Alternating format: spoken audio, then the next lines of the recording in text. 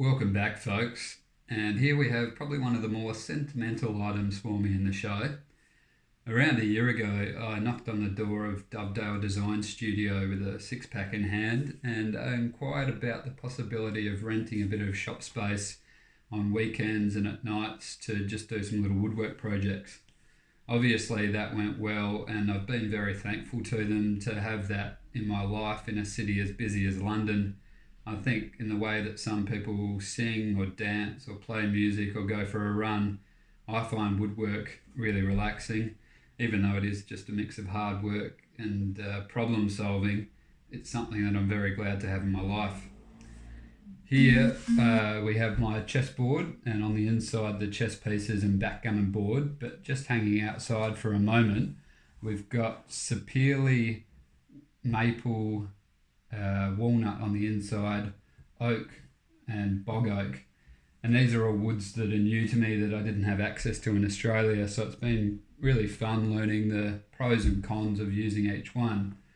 I do bang on about it ad nauseum, but I'll just tell you once in these videos and then leave it. I'm endlessly fascinated by this bog oak, which is all the dark squares on the chessboard.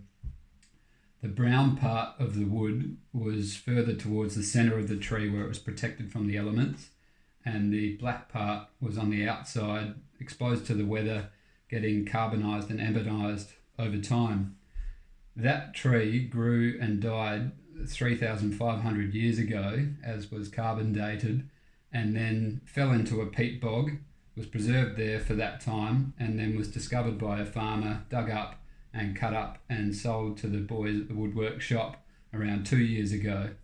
I'm endlessly fascinated by the fact that that tree is so old, is still usable in woodwork, and the things that have happened in history since that's been sitting there in the bog. Pardon me. We'll open it up and have a look inside to reveal the leatherwork backgammon board, the wooden pieces that are magnetised together, and some dice that go with the backgammon, and the doubling dice that also goes with backgammon. Won't really make sense if you don't know the game, but trust me, it's meant to have those numbers on it. And finally, the pieces for the chess. This is a design that I've had, I think 3 or 4 goes at doing now. I think Chris and Max might have the first 2 versions, and this one fits pretty nicely in here. I'm really captivated. I must stress again, this isn't my design, but I really have a lot of love for it in the way that form follows function. So that's a bishop cut on a diagonal, and it moves diagonally. The knights are cut in an L shape and they move in an L shape, and so on with the other ones. And the way that they fit in the box is just beautiful in a geometric way that I haven't seen in many chess pieces, because most are turned on a lathe, which I'm not able to do that yet. So I'm really just enjoying doing geometric pieces for now. It's probably no accident that I've waited for this time of day to just let the sun shimmer across it and hopefully show the wood in its best light. And I don't know what else to say, but really happy to have this project completed. And I guess if I could talk about the issues doing it, which were many, one of them was the hinges. These tiny little barrel hinges, I realised, were nowhere near strong enough to support the weight of the side coming over, although I love the way they work in that they disappear into themselves when the box is closed or open.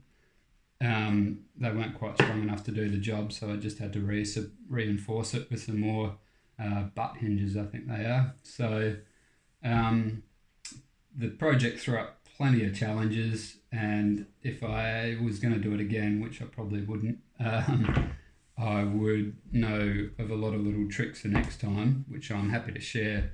If you feel like making a box, I'd be happy to share what I know with you, but definitely happy to have it completed after all the challenges that I faced.